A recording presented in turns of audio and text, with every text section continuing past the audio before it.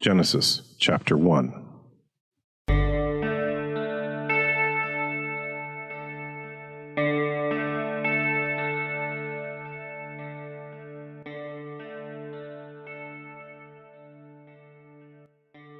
In the beginning, God created the heavens and the earth.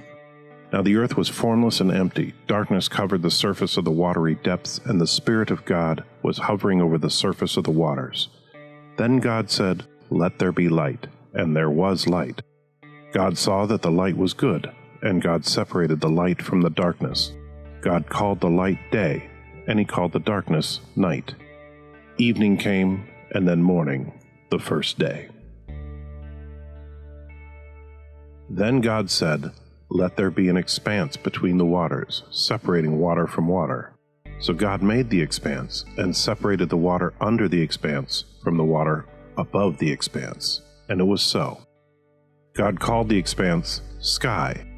Evening came, and then morning, the second day. Then God said, "Let the water under the sky be gathered into one place, and let the dry land appear." And it was so. God called the dry land earth. He called the gathering of the water seas. And God saw that it was good. Then God said, "Let the earth produce vegetation, seed-bearing plants and fruit trees on the earth bearing fruit with seed in it, according to their kinds." And it was so. The earth produced vegetation, seed-bearing plants according to their kinds, and trees bearing fruit with seed in it, according to their kinds. And God saw that it was good. Evening came, then morning, the third day. Then God said, "Let there be lights in the expanse of the sky to separate the day from the night, and they will serve as signs for festivals and for days and years. There will be lights in the expanse of the sky to provide light to the earth." And it was so. God made the two great lights, the greater light to have dominion over the day, and the lesser light to have dominion over the night, as well as the stars. God placed them in the expanse of the sky to provide light on the earth, to dominate the day and the night, and to separate light from darkness. And God saw that it was good. Evening came, and then morning, the fourth day. Then God said, "Let the waters swarm with living creatures, and let birds fly above the earth across the expanse of the sky." So God created the large sea creatures and every living creature that moves and swarms in the water according to their kinds. He also created every winged bird according to its kind, and God saw that it was good. So God blessed them. "Be fruitful, multiply, and fill the waters of the seas, and let the birds multiply on the earth." Evening came, and then morning, the fifth day.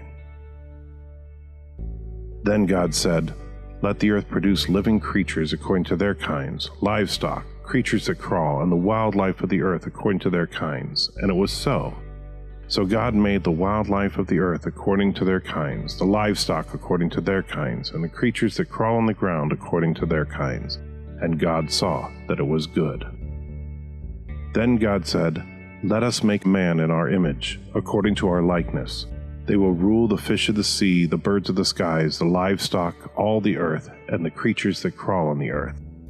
So God created man in his own image. He created him in the image of God. He created them male and female. God blessed them, and God said to them, "Be fruitful, multiply, fill the earth and subdue it. Rule the fish of the sea, the birds of the sky, and every creature that crawls on the earth." God also said, "Look, I have given you every seed-bearing plant on the surface of the entire earth, and every tree whose fruit contains seed. This food will be for you, for all the wildlife of the earth, for every bird of the sky, and for every creature that crawls on the earth, everything having the breath of life in it. I've given every green plant for food." And it was so. God saw all that he had made, and it was very good. Evening came, and then morning, the sixth day.